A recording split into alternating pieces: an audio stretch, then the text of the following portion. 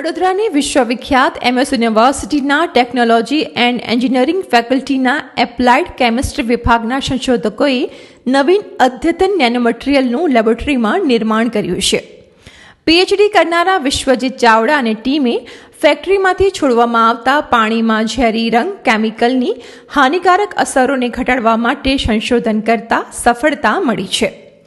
વિશ્વજીત ચાવડા અને તેના સહકર્મીઓ દ્વારા ગ્રેફીન ઓક્સાઇડ ટાઇટેનિયમ ઓક્સાઇડ નેનોમટીરિયલનું લેબોરેટરીમાં 12 કલાકની રાસાયણિક પદ્ધતિથી નિર્માણ કરવામાં આવ્યું હતું. વિશ્વજીતનું કહેવું છે કે ગ્રેફીન ઓક્સાઇડ જલીય માધ્યમોમાં સરળતાથી વિખેરી નાખે છે, જે પ્રદૂષિત પાણીની સારવાર માટે કારગત સાબિત થાય છે. આ નેનોમટીરિયલ 0.5 મિલીગ્રામ માત્રા છે. તે ફક્ત 3 મિનિટમાં પ્રદૂષિત પાણીને 100% શુદ્ધ પાણીમાં રૂપાંતરિત કરી દે છે અને તે સંપૂર્ણપણે પર્યાવરણને અનુકૂળ બનાવી દે છે. મારું નામ વિશ્વજીત ચાવડા છે. હું પીએચડી રિસર્ચ સ્કોલર છું, applied chemistry department, faculty of technology and engineering. હું ડૉક્ટર સંજય કુમાર સરની અંડર પીએચડી કરી રહ્યો છું અને આ રિસર્ચ હું છેલ્લા 3 વર્ષથી કરી રહ્યો છું. અમે જે આ મટીરિયલ બનાવ્યું છે એનો મેઇન હેતુ એ છે કે તમે અત્યારે જોઈ રહ્યા હશો કે જે ડાઈ ઇન્ડસ્ટ્રીઝ છે, જે ફાર્મા ઇન્ડસ્ટ્રીઝ છે, કે જે એમનો જે વેસ્ટ છે, જે પ્રદૂષિત પાણી છે એ લોકો નદીમાં જવા દે છે. તો નદીમાં જવા દે છે તો એનાથી શું થાય છે કે એ જે નદીમાં જે પ્રદૂષિત પાણી જાય છે એ પાણી ખેડૂતો યુઝ કરે છે એમના ડ્યુરિંગ પાક દરમિયાન, અને એ ખેતી કરે છે અને એ પાણીની ખેતી જે થાય છે એ ખેતીથી આપણે ખોરાક ખાઈએ છીએ અને એ ખોરાક આપણા પેટમાં જાય છે તો આપણને કેન્સર, ચામડીની એલર્જી, એ પાણી ક્યાંય બી કોઈ નાવામાં યુઝ કરે યા તો પશુ ઢોર યા તો કંઈ બી થાય તો એમને પણ નુકસાન પહોંચાડે છે. તો અમારો મેઇન હેતુ એ હતો કે અમે આ જે મટીરિયલ બનાવ્યું છે ગ્રેફિન બેઝ નેનો કમ્પોઝાઇટ, કે જે ગ્રેફિન ઓક્સાઇડ જે છે 12 કલાકની સિન્થેસિસ કરીને અમે હમર્સ મેથડથી આ બનાવ્યું છે લેબોરેટરીમાં.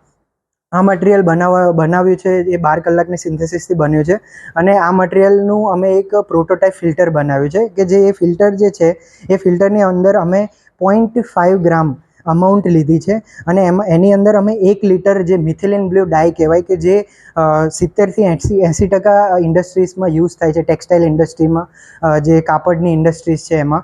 અને એ જે 0.5 ગ્રામ અમાઉન્ટ જે રહી, એટલો ડોઝ કે જે એટલા અમાઉન્ટ એ 1 લિટર પાણીને મતલબ શુદ્ધ કરી નાખે છે 100%.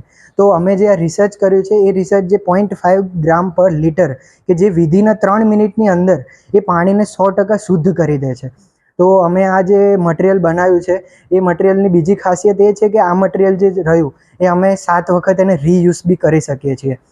લાઈક એકવાર મટીરિયલ અમે આ લીધું પછી અમે એને વોશ કરીએ છીએ વોટર અને ઇથેનોલથી, અને એને વોશ આપ્યા બાદ અમે એને ડ્રાય કરીને ફરીથી રીયુઝ કરીએ છીએ. તો એ મટીરિયલને અમે બીજી વખત, ત્રીજી વખત, એવી રીતે 7 વખત અમે આ મટીરિયલને 100% એફિશિયન્સી મતલબ 100% સુધીના રિઝલ્ટ 7 વખત સુધી અમને મળ્યા છે. તો જે ખૂબ જ મતલબ સારી બાબત છે. અને અમે આ મટીરિયલ જે બનાવ્યું છે એ મટીરિયલ નું જે પેપર જે છે એ એસીએસના ફ્રન્ટ કવર પેજ પર પણ આવ્યું છે. અને આ મટીરિયલની નોંધ મતલબ ઘણી ઇન્ડસ્ટ્રીઓ એ બી લીધી છે, લાઈક દીપક નાઇટ્રાઇટ છે, શ્રીજી કેમિકલ્સ છે, અને વટવા જીઆઈડીસીમાં બી ડાયની કંપનીઝ છે, અને બેંગલુરુમાંથી બી ડાયની કંપનીઝના અમને મતલબ એ રીતે કોલોબરેશનમાં કોલ આવ્યા હતા કે લાઈક અમારું જે ડાયનું વોટર છે, જે પ્રદૂષિત પાણી છે, તમે આ મટીરિયલનો યુઝ કરીને તમે કેટલા લેવલ સુધી એને તમે ક્લીન કરી શકો છો.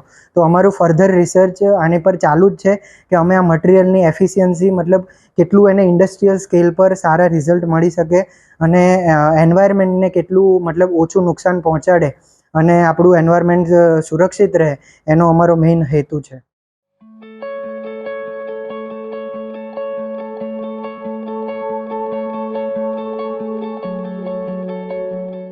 एक्चुअल में ये जो भी रिसर्च हुआ है ये कलरिंग मटेरियल जो यूज होते हैं इंडस्ट्री में उसके लिए है, क्योंकि डिफरेंट टाइप की इंडस्ट्रीज में डिफरेंट टाइप के कलर्स यूज होते हैं.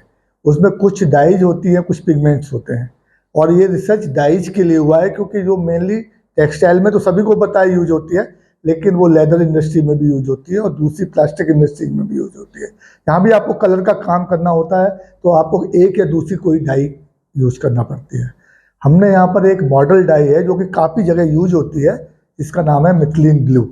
उसके ऊपर इसको काम किया है और उसको ये बताया है कि अगर आप हमारा कंपाउंड यूज करेंगे तो उसको आप प्योरीफाई कर सकते हो. और मेन प्रॉब्लम इंडस्ट्रीज की क्या होती है कि जब वो पानी इंडस्ट्रियल से बाहर निकलता है एफ्लुएंट की फॉर्म में, तो उसको डायरेक्ट आप किसी नदी या किसी नाले में नहीं मिला सकते उसको, क्योंकि वहाँ पर क्या होते हैं कि हमारे एक्वेटिक वर्ल्ड है, फिशेज है, टॉर्टोइज है, कुछ भी हो सकता है वहाँ पर, और वो उसके लिए क्या है, फेटल होता है, मतलब वो खत्म हो जाएंगे। एंड इवन अगर वो जिंदा भी रहेंगे, सपोज हमारे जो मछुआरे होते हैं वो अगर उसको मछली को ले जाएंगे तो वो क्या होगा, थोड़ा पॉल्यूटेड पानी के साथ वो होगी, और वो बाद में क्या होगा, हमारे साइकिल में मिल जाएगी। जो भी उसको लेंगे तो वो उसके लिए भी, जो मछली खाने वाले लोग हैं तो क्या करेंगे, वो उस मछली को खाएंगे, और वो ऑलरेडी क्या है, कंटेमिनेट हो गई होगी उस डाई की वजह से, तो फिर क्या होगा, वो हमारी ह्यूमन चेन में मिक्स हो जाएगा। तो कहने का मतलब ये है, हमको उसको जहाँ से वो निकल रहा है जो भी, वहीं पर उसको रोकना चाहिए, और हमारा ये कंपाउंड है उसको वहीं ट्रीट कर देगा। उसके बाद हमको ये रिस्क नहीं रहेगा कि इंडस्ट्री में क्या होता है, जब पानी बाहर जाएगा तो अगर आप मिला भी दोगे उसको नदियों में या नालों में कहीं भी, तो वो फिर उसकी इतनी फेटल नहीं रहेगा वो उसके लिए। नहीं, रिसर्च में क्या है, डिफरेंट मेथड्स लोग यूज करते हैं। कुछ लोग क्या करते हैं, उसे प्रेसिपिटेट कर देते हैं, मटेरियल जो होता है उसमें ऐसा चीज डालते हैं, उसमें प्रेसिपिटेट हो जाता है, लेकिन प्रॉब्लम क्या होती है, उसमें वो ड्रेनेज लाइन को चोक कर देता है, स्लज बन जाता है। So that is a problem.